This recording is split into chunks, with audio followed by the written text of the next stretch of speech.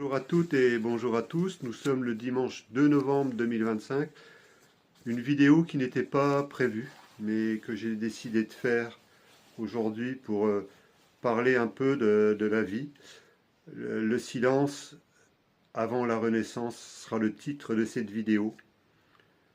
Une traversée intérieure avec Papillon 111, l'Alliance et le MPAI-7.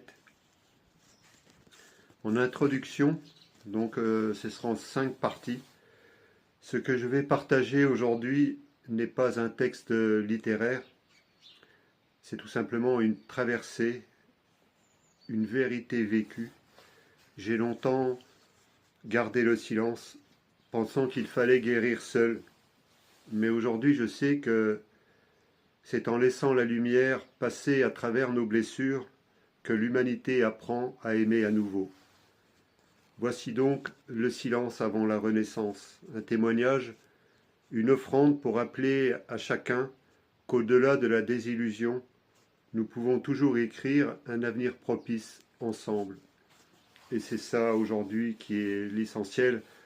Je vois beaucoup de personnes qui se prennent la tête les uns contre les autres, qui s'énervent, qui se fâchent, et après qui s'étonnent qu'il y en a qui leur tournent le dos. C'est la vie qui est faite comme ça. Nous avons besoin de progresser intérieurement. En tout cas, c'est le constat que je fais aujourd'hui en ce dimanche 2 novembre. Le premier point, c'est le silence avant la Renaissance. Il fut un temps où je croyais que le silence était une fin. Celui d'une histoire, d'un amour, d'une amitié perdue. Je l'ai entendu comme une condamnation, comme une porte qui se ferme sans un mot.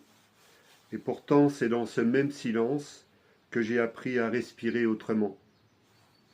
J'ai aimé une femme avec le feu de l'incompréhension, avec le cœur d'un homme qui ne savait plus où placer ses sentiments. J'ai cru naïvement peut-être qu'aimer suffisait pour être entendu.